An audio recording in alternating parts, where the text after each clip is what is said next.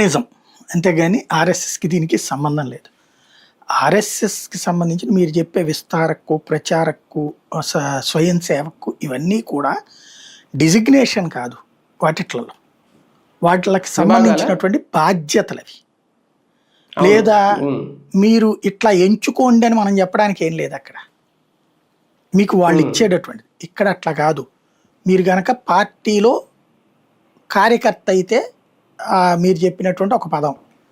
Party కోసం పని చేసి పెడుతూ మీడియాలో ఇట్లాంటి హడావిడి చేస్తుంటే ఒక పదం. లేదా డబ్బులు ఇచ్చి ఇంకోటి ఏదో చేస్తుంటే ఇంకో పదం.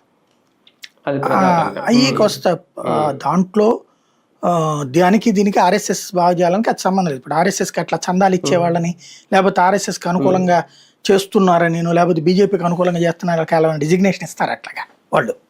లేదా ఆర్ఎస్ఎస్ డబ్బులు ఇస్తారట డిజిగ్నేషన్ ఏమైనా ఇస్తారా? దాత అంటారు వాళ్ళు, అంతే సింపుల్. కాబట్టి దానికి దీనికి సంబంధం లేదు.